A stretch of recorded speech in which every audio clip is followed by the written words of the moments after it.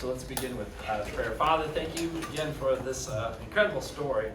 And I just hope, again, pray that you be with me and enrich our conversation and just help us to have fun with this part of the flood. In your son's name, amen. Because I think actually we will have some fun with it. So we're calling this Fun with Floods? Fun with floods. I'm really disappointed that you didn't have a special appearance of the Noah in your life during this time. Of the Noah in my life? What does that mean? Your son. I mentioned him before. I know, but if you Put a picture of slowed him in him there? down, this would have been Nobody wants to perfect. see that.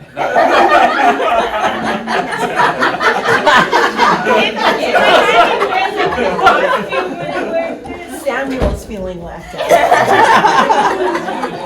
Too many people who know what that looks like. All right, so we're in this Toledo, what became of Noah. And I just want to begin using our outline. I just want to kind of basically make sure that we're running through this and keeping the fact that even though we're looking at this chapter by chapter, every chapter is obviously building towards something. And so our first one, what became of the heavens and the earth, and that beginning, the introduction, creation begins. I contend again the words indicate under judgment. How that happens, no explanations, but ends perfect, blessed, and at rest. But what becomes of it is anything but that. Again, reiterating at the beginning, it is perfect, but ends in separation and judgment because of man's sin. And then what became of man, well, again, begins bearing the image of God, ends with God swearing to destroy every living thing.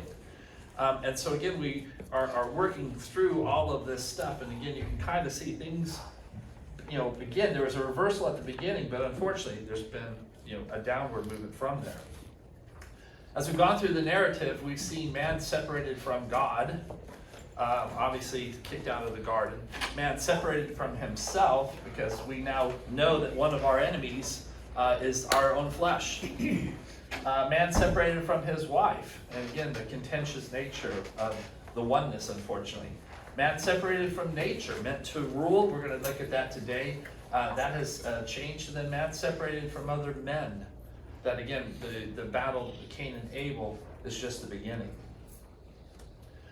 And pictorially, the decay that has occurred to this point ends up looking along this line. We've got creation that leads into the fall, that leads into the flood, that will lead into Babel, that will finally lead into the call of Abraham, which represents basically the bottoming of the story, right? But at every moment so far, mankind's movement has been downward, right? All of these things, the garden, the flood, the tower, all end with God cursing mankind. And those curses, unfortunately, continue to impact us to this day. So because of that, we have sin, death, broken relationships, language barriers, nationalism, hard labor, pain, frustration, picket, whatever it is that's driving you nuts this morning. People coming in late. Who would that be? It's Alex's birthday. Yeah! I think it's 43? Yeah. So. Good. You said 43? Yeah. He just He's looks just old. young. Yeah. That was great deflection, got it right up. Yeah, well, I had to, right? I have no excuse. Should I go with my two kids or my brother? Run with the brothers. Yeah, I made a judgment call. It was a good choice. So narrative trends. So now we're looking at this from a literary perspective, and we've done the bulk of the Noah story. Again, 6:11 through 8:22, which we did last time. Is this giant chiastic structure, which the middle portion of is God remembered Noah. But we're left with two introductory verses at the beginning of chapter 6, 9, 6:10, which we did last time as well, and then all of chapter 9. So we're going to kind of focus on chapter 9. We'll look a little bit at the last two verses of chapter 8 as well. But I want to go off and basically bring this to your attention, because one of the things that happens in narratives is this idea of the narrative transformation, right? And as you're reading through a story, you need to pay particular attention to changes that occur between the beginning and the end of the story, right? And so in this case, the precise way in which the characters change, and then of course the cause of those transformations. This is one of the great plot devices in literature. And again, I want to basically start, if you think through this and think through the story of Noah, let's start the discussion by identifying who are the characters in the narrative of Noah. And then we'll see if we can move on to how they change and why. Who are some of the characters in the plot of Noah, for instance? Noah. Noah. Exactly. Okay, great. So Noah would certainly be one, right? Who else? His wife, His sons. his Okay. wife. God. His wife, God. Good one. Good. Everyone that doesn't God get changes on the right. boat. Huh? Animals. Animals? Everyone that doesn't get on the boat. So they go, their change is pretty obvious, right? They go from living to dead, right? So animals, but can you broaden that a bit? All living creatures that walk. Less broad than that. The world. Let's go with the world, right? Because the world is actually a character in the flood story as well, right? So if we throw these up here, did anybody mention the wives of Noah? Noah and his wives? Someone did, yeah. Someone did, okay, great. Yeah. I'm gonna sit there and say, I'm gonna leave out the wives for one specific reason. The wives are only mentioned in the chiasm. They're not mentioned in 6:9, 6:10, or in chapter 9. And so we're gonna talk then about the sons. Obviously Noah changes, the world changes, and to your point, God changes. And of course, that point is gonna drive everybody nuts because God doesn't change. We all know that, right? But we're gonna go through this backwards just because I like to do that sometimes. So we're gonna begin with how does God change, right? Well, I'm gonna basically put it to you like this without using the word dispensational, right? God actually changes how he relates to us as a result of the flood. And so the first thing we note is that the law given to Adam changes with the flood. And oftentimes what we end up focusing on is how it's similar, right? We see the be fruitful, multiply, fill the earth, and Noah gets exactly the same command. Be fruitful, multiply, and fill the earth, and that's about as far as we go with the conversation. The reality of the situation is things have changed a lot more than that. Following Adam's command, you get these two other words, subdue and rule over the fish, right? Do you see the words subdue and rule on this side of Noah? I'm gonna say no, Why not? because they're not highlighted like the other ones. I was really paying attention. I highlighted the word authority. And again, some people go off and say, well, authority represents subduing and ruling. Let's talk through that just a little bit, right? What happened to subdue the earth? Let's start with this. I think that option's been lost to us. In Luke 4:6, we read, the devil said to him, Jesus, I will give you their splendor and all this authority. And he's talking about the kingdoms of the world. Because it has been given over to me, and I can give it to anyone I want. Satan dominates creation. And, again, back to the point of we have been separated from ourselves. If our flesh is one of our enemies, who else is one of our enemies? Satan. Satan, the devil, right? And so we don't have that same domination of creation that we were meant to have with subdue, right? Unfortunately, that's been handed over. What about rule? What happened to rule the creatures? Well, I think it's been replaced with this idea of fear and terror, right? Authority is not quite the translation for this idea back here is of fear and terror are two words that are basically, or rule, I'm sorry. When you go over here to rule, right? It is basically two words that basically mean into your hand they are given, right? Down in this area, authority. I'm sorry. This, when it comes placed under your authority, that's two Hebrew words, not one Hebrew word. It's not either of those two, by the way. And essentially just the translation means into your hands they are given. It feels more like a stewardship than a rulership position, right? And again, this word rule back here in chapter 1, is only used once. Besides this in Genesis, it's used in the verse prior to the one that I put before there, right? It's as a verb in that form. It's never again used in Genesis. So clearly something's changed. In the New American Standard, it does say, into your hand they are given. Perfect. That's exactly the translation that it should be, because it captures the idea of those two words. They limit it. They decide to sit there and say authority, right? The problem is again, authority drives us into other things. We've talked about this in the kingdom. Jesus at the end, chapter 28 of Matthew, says, all authority has been given to me. Well, that sounds very different than that. Into your hands all things have been given to me. Not really quite the same thing, right? How about the word crawl? I've not looked it up. I'm just thinking, you think of lions and elephants. Do they crawl? I think when they talk about that, it's the bugs. Yeah. I think it's the insects, personally. So, the little creepy crawlies. Things I'm not interested in.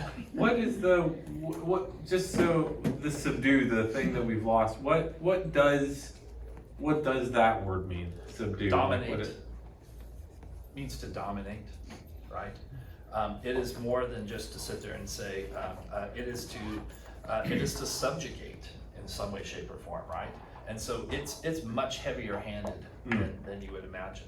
So is the difference between Adam and Noah, the difference between leading by persuasion and coercion?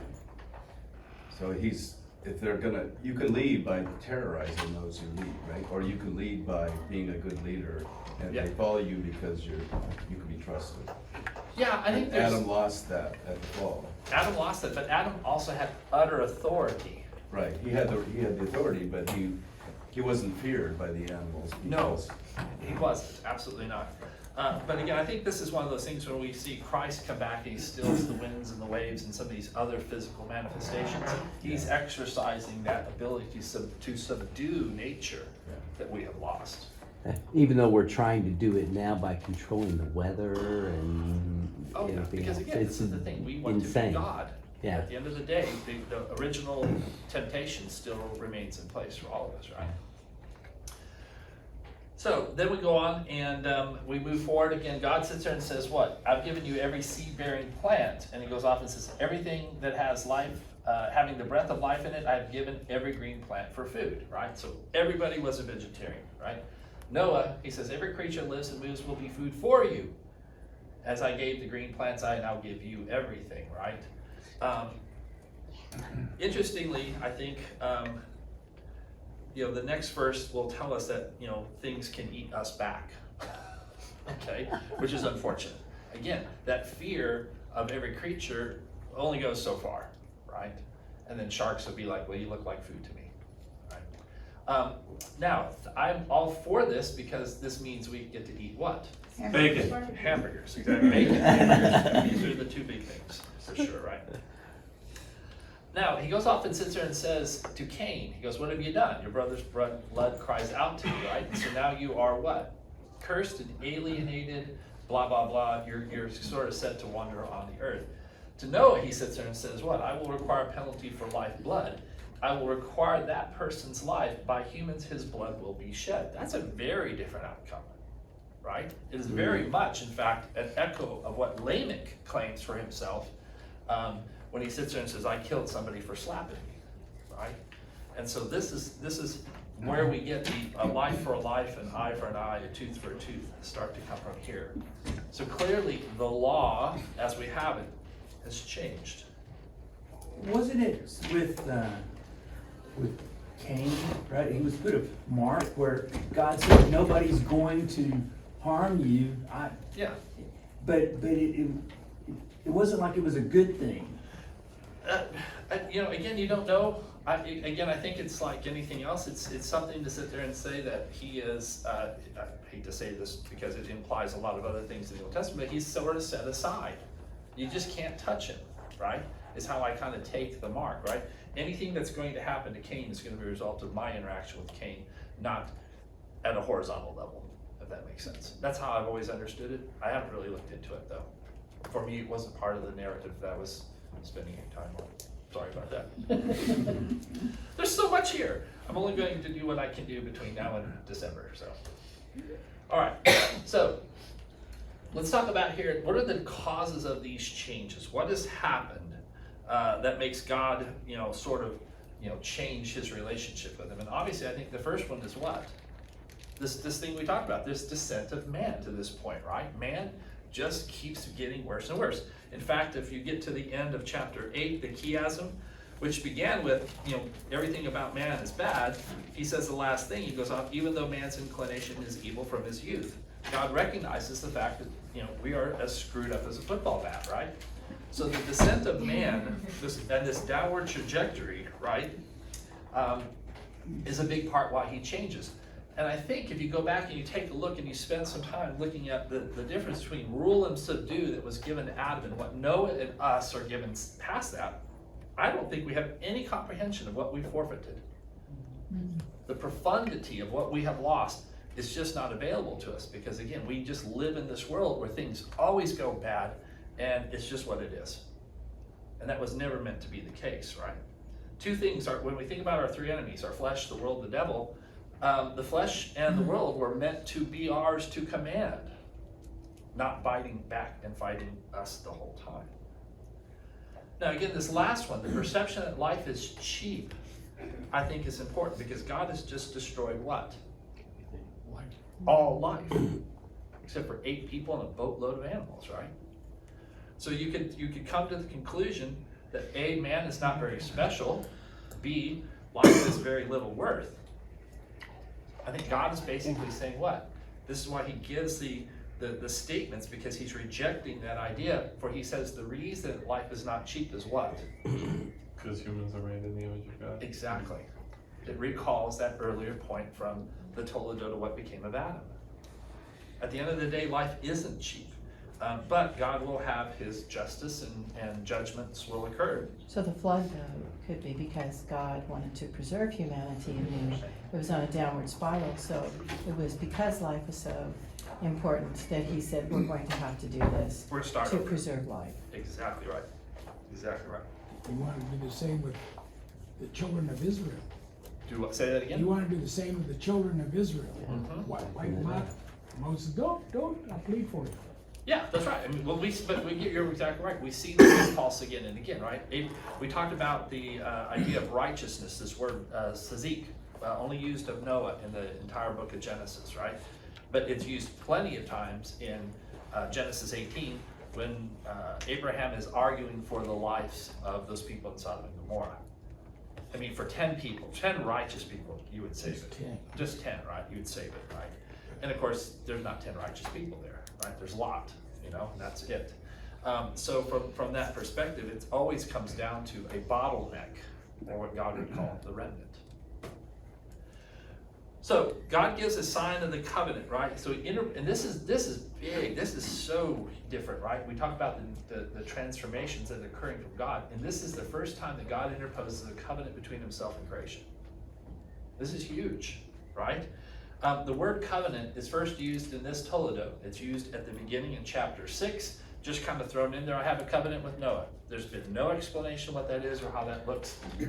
But there are 8 times in chapter 9 that word covenant is used. 8 times, right? God is basically doing what? Something very, very different here.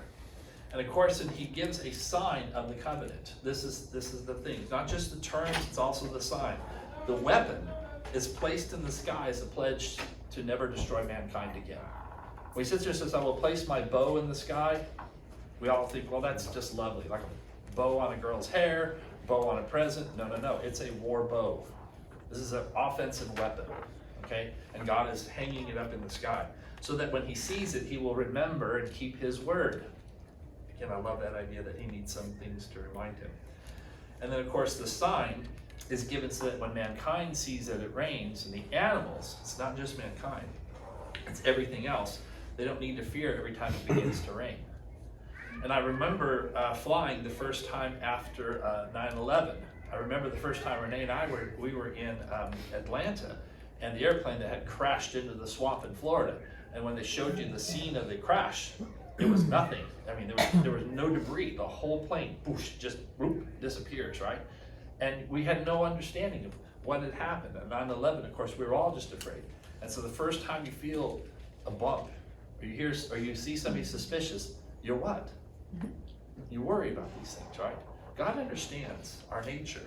And so the sign of the rainbow given for us to do what? Remind us of this covenant. That's that. All right, so. And this covenant too, if I recall, is the only covenant where his creation nothing's required in return. This is just God. It's unilateral. Yeah, exactly. But it's not the only unilateral covenant, because Abraham's is unilateral, and David's is unilateral. So there's nothing required on their side. God will make Abraham a great nation, and he will be a blessing to all people. Abraham from that point forward is asleep. He's not bringing that much to the table. But this is one of the first unilateral covenants for sure. Okay. So what are the causes of these changes? Okay. Well, I think one is to ensure the stability of nature, right? I was thinking about that this morning when I chose my outfit, right? It sits there and says, because it's not Labor Day, so I can wear this outfit one more time, right? But he sits there and says, look, I will never again strike down every living thing as I've done. And then in verse 22, he says, as long as the earth endures, seed time and harvest, cold and heat, summer and winter, day and night will not cease, right? This idea to sit there and say, he's letting us know this covenant because he wants to tell us what? It's going to ensure the stability of nature.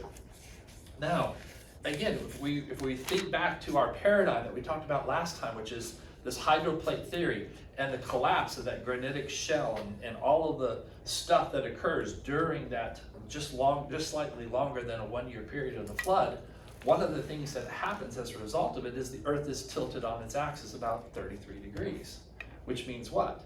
There are parts of the world that never see the sun, and parts of the world that never see the moon, they never see the stars, because why? They're always in the sun or they're always in darkness. But if the world is perfectly vertical, spinning on its axis, then what? Every day is 12 hours. Of course, at certain latitudes, it still looks pretty stupid, but nonetheless, it's a very big difference, and things have changed, which makes you think to yourself, are there still seasons? And God sits there and says in 8:22, yeah, there's seasons still exist. You were gonna say something? 23 degrees. Huh? 23 degrees. Whatever, pick a degree. 220, 221, whatever it takes. But the idea being, again, to sit there and say, this is the thing, if only, we've talked to, some of us have been on these trips to the equator, and Renee had this example where she's talking about spring and fall to people, because again, these are references and ideas that we get out of the Bible, and just of course our normal course of life, and she's talking to Ugandans who have no idea what spring and fall are, because they live 2 degrees above the equator. Is that way all along? It's always spring or always summer or whatever, Always pick, summer. yeah, pick a day, right? And it's the same day after day after day, right? So again, this is I think another bit of evidence 22 of the impact of the flood. And then of course it's not just for mankind, but it's for all of life. It's interesting to me that in 10, 15, 16, and 17, he's sitting there saying the covenant exists for what? Your dog, your cat, your cow, your everything else, right? That again, God is concerned with all life, not just humanity. So the world, narrative transformation resulting in the world. Hopefully, let's ask this question: how did the world change? And I'm just going to have you walk through a couple of things here.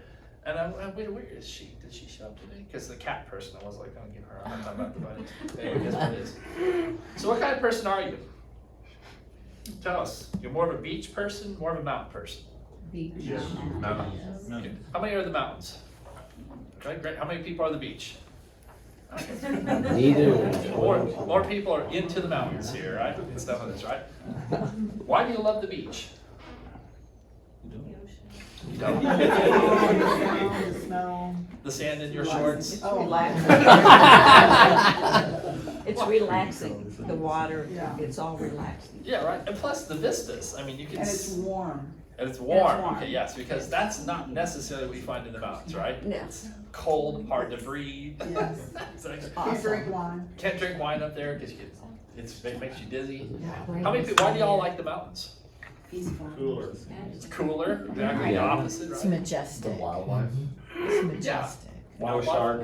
No sharks. No jellyfish. Yeah, no jellyfish. That's it for me. No jellyfish, right? I'm a big fan of no jellyfish, right? And I've never had a deer tick, so I'm not really worried about lions. Bears. Right? It's Bears. the Lions. moose will get you. It's the moose. They're mean. All right, so another A and B choice. Are you more of an outer space or inner space person? Outer space. Outer space. How many people are outer space people? Okay, how many inner space people do we have? Okay. What's the appeal of outer space? Just so cool. It's so cool. It's so big, right? No And, animal fleet. and again, you just, I mean, who would have ever thought that you would ever see that, right? Because you cannot see that with the naked eye. And then you build the Hubble telescope and all of a sudden you're like, you're kidding me. right? And they create these names because they don't have a choice but to call them the pillars of creation. So cause you can see the majesty of God when you look up in the sky. But when you look at jellyfish, you're like, why, God, why? Except if you've ever been to like some reef that's teeming with life. Yeah. It's amazing. It is, Scuba diver, it makes a big difference. Right, exactly right. We went, Renee and I had a chance to do just a fraction of the Great Barrier Reef, and it was just overwhelming. Incredible. Just really incredible, right? And again, the diversity of life that we find in that, right? Okay, fields and forests.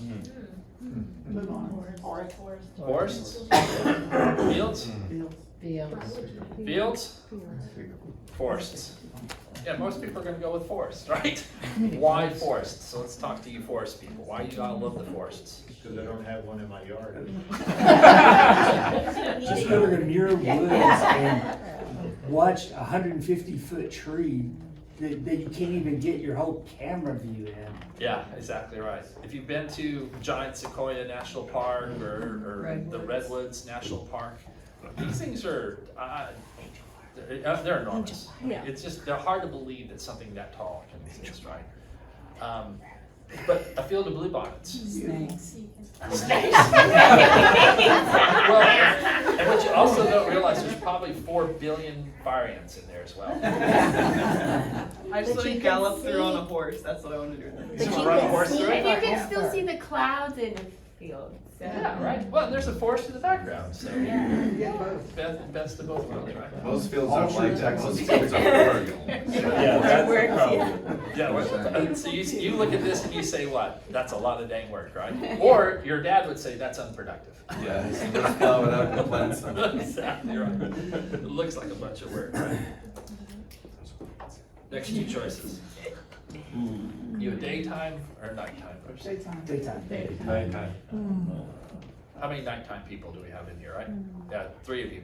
4 of you. How many people are like the day? And some people are like vote for both, right? But it depends if I'm working or if I'm recreating. It's totally different. Yeah. I'd much rather work during the day, because people aren't crazy in the daytime. But in the evening, I like to become one of the crazy people. Yeah, exactly right. That's definitely a case, right? You do hear a lot more lunacy over here, especially after a full moon, right? Lunacy. Luna. Yeah, lunatic, right? So anyway, the idea behind this is, again, when we look at all this stuff, do we see any beauty? Do we see any attractiveness to these sets of comparisons? Even if you're not a beach person, do you see the beauty of it? If you're not a field person, do you see the appeal of it and stuff of this, right? Well, this is the thing I'm struck with, this fact. He sits there and says, so then, brothers, we are debtors not to the flesh to live according to the flesh, right? And when I read this, I'm struck too often, unfortunately, that it is not true in my life, right? I often live according to the flesh, right? And I proclaim, even as I proclaim the truth, and I live by the Spirit, because one of the interesting things is when I go to nature and I have this relationship with it, we often become devotionally minded, right? You think about wandering through a forest and it's cool, it's calm, the wind is blowing through the pine needles, it's very relaxing. To your point, your mind turns toward something in the Psalms, right? It's night. You see the depth of the field of stars. You see the Milky Way because you're outside of the city and the lights. And again, you're drawn, and you think of Romans, right? You can't help these things, right? Because again, you can just picture them in your mind's eye. And I would assume all of us in this room are old enough to have had one of those experiences, if not many of them, right? And we think to ourselves, that is really the beauty of God's creation. When we take a walk through a beach, a forest, day or night, doesn't matter, we always come back to his invisible attributes, namely his eternal power, his divine nature, have been clearly perceived ever since the creation of the world and the things that have been made, right?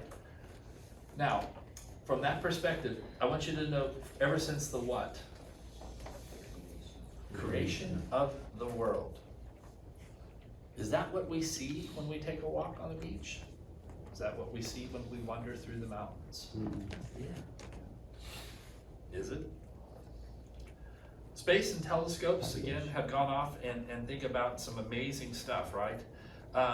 You can go off and to see all these celestial bodies. They're just amazing. Again, that, you know, another stellar explosion. The aurora borealis. This is the Perseids meteor shower. That's a single, you know, still image of it. Just amazing. What celestial body is obviously missing here? Sun? The moon, right? Now, again, what's interesting about this, the scarred face of the moon is pretty obvious to us, right? We all are familiar with it, right? But do all these things display the glory of God? Yes, but I think the moon in particular shows us a problem because it's not what? It's not perfect. It's not its original self anymore. Half of it looks like this. The other half of it looks completely different, utterly different. The impact of the flood and the judgment on Noah's day impacted not just our planet, but impacted the moon as well, because it is different for the fact that the flood occurred. Many of the things that we are afraid of, and meteors being one of them, right, are things that happen now because of the flood. Again, our behavior goes all the way back to this, and we should realize, this world is no longer at rest and is no longer perfect. And so Paul, when he sits there and says, since the creation of the world, we think to ourselves, yeah, it's since the creation of the world, but again, we've lost that image. We don't know what that looks like. And what we're excited about, the beauty that we see, I think is just God's graciousness to us, right? Same thing, the animal world suffers, and yet we see these things. Those are just incredible. I don't know what the heck they are, but they would be fun to have, right? So cute. They're so cute, right? And yet the animal world suffers tremendously. Again, if we take a look at the fossil evidence, 90+% of all terrestrial life has been wiped out. That's a stunning figure. Because why? There's only so much room on the boat, right? The biodiversity of the world prior to the flood had to have been amazing. And yet we don't see it. It's a small fraction of what the world was like when God created it. The fish enjoyed it. Fish enjoyed it, yeah. We see more diversity in the marine world than we do in the terrestrial world, for sure, right? How do you know that God didn't put everything on the boat? He put everything on the boat that he wanted. I'll put it like that. No dinosaurs. But, yeah, so I'm just gonna say there are definitely animals in the fossil record that we don't have today. And there are some in the fossil record that we've rediscovered. The coelacanth and certain plants and things like this are coming back, or we find them still in existence. But it is well documented. And it's not a slight against creationism in any way, shape, or form to sit there and say that something that was there is no longer here. What's the solution for its disappearance? I would sit there and say it's the flood. Well, and it doesn't mean it wasn't on the boat, but it could have been that the world wasn't hospitable to it after the flood because of how many things changed. Right. Which I think is like the case with dinosaurs. I think so too. Because again, you don't have to bring a brontosaurus onto a boat. You just bring a baby or an egg or something like this and see what happens, right? So there's a lot of things that could explain it. And of course, all you need is a dog. You need a wolf, and you get every dog from a Chihuahua to a wolf out of a single pair of dogs. So anyway, so there is a lot of biodiversity, I think, that's been lost to us. Again, when you think about the beauty of creation, we've talked about the rocks and things like this, right? I love the Garden of the Gods over there on that right-hand side. But again, these things that we think about, these beaches and these mountains that we love, as we talked about last week, are a result of the continental drift set in motion when the depths blew apart and everything started to move, right? The reduction of the year from 360 to 365 and a quarter days, right? Because we're now spinning faster. Volcanoes, earthquakes remind us of what? It's still unsettled. Our world is still manifesting the impacts of the flood. When he sits there and says the rocks literally cry out to us, it's not right. Diamonds, which are again impervious, still, when you bust them open and you check them, still have carbon-14 in them. Carbon-14 cannot exist past 250,000 years. It's all of its half-life, it would be gone. And yet every diamond that they've checked has carbon-14 in it. How? Again, these things still go off and give us truth to the lie that everything is as it was from the beginning of creation. Things have changed, right? And again, we sit there and say, I consider the sufferings of this present time not worthy to compare to the glory that's going to be revealed to us, we often take and bring this about us, right? I think in terms of the fact that this is about me, that I'm going to see this, I'm going to see myself as I was meant to be before the impact of sin in my life. But I think, again, what it means is that we haven't seen what God can really do with creation. Because when we look at all these beautiful things, what do we see? The scars that are left over from this process that we're talking about here in Genesis 6 through 9.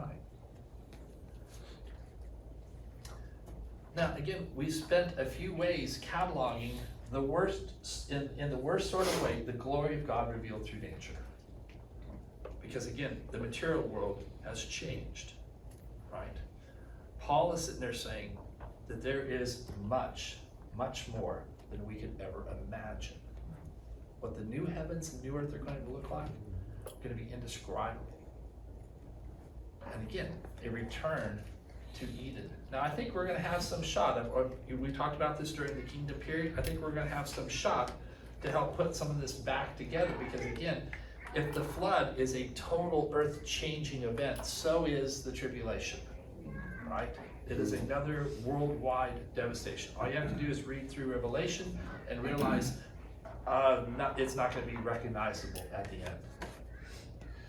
But for us, where we have a taste of redemption, where we have a taste of our new life, and where we are called a new creation, the creation itself is still waiting. It's eagerly waiting with anticipation for the sons of God to be revealed. For creation was subjected to futility, not willingly, but because of him who subjected it. In the hope that the creation itself will also be set free from the bondage of corruption into the glorious freedom of God's children. Meaning both of these things come together. Again, so often when we sit there and think about, hey, where are you going to go when you die? Everybody goes heaven. Well, that's great, but it's the waiting room. It's not the destination, right? It's a temporary holding spot. Because we were made for what? Earth. Because we were made out of the earth. And so us and our context are tied together. We know the whole creation's been groaning together with labor pains until now. And not only that, but we ourselves who have the Spirit as first fruits, we also groan within ourselves, eagerly waiting for the adoption, the redemption of our bodies. In this we hope. In this hope we were saved. Yet hope is, hope that is seen is not hope, because he who hopes for what he sees. But if we hope for what we do not see, we eagerly wait for it with patience. I do not wait for it with patience. I'm just sorry. I can follow him until that point right there. It's like, no, that's not me, right? Because I wish desperately for the return of my Lord, right? Because when he comes, things begin to get better. It's that same thing that we're seeing in Genesis, this downward trend that's moving until what? The one person who's called, who's going to make the difference, to change the trajectory. Jesus is that person who's going to change that trajectory, right? And so anything that we see that's beautiful, anything that we find that's lovely, anything that reminds us of who God is and his creative powers is at best a taste, it's a hint. It's just a slight aroma of what's going to be revealed. And so in Job, it sits there and says, these are only the small parts of God's works. We only hear a small whisper of him. Who can understand the thundering of God's power? What a great phrase, right? The world has changed. When we read in the Bible again and again, it begins with the Creator, not the Redeemer. And I know that drives you all nuts, but when you go off and you read in Revelation, it is what? Paul talks about it to the people in Mars Hill.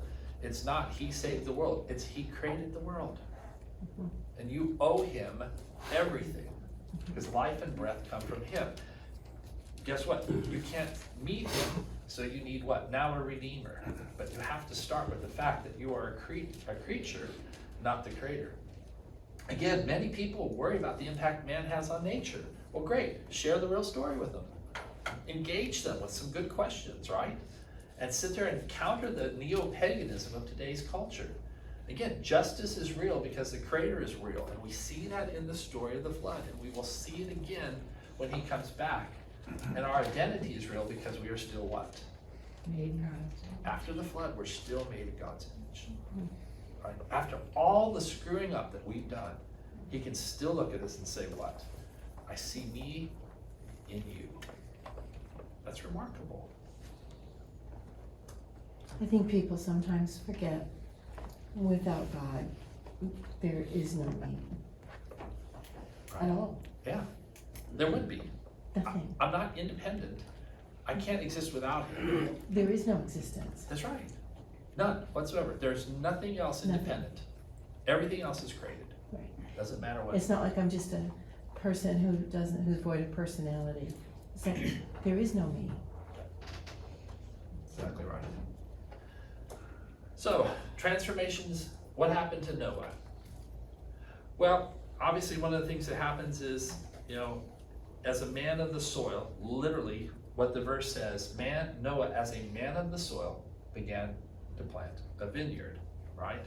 Well, that's certainly the change, okay? Because again, we can read through these verses, wine is said to cheer the heart.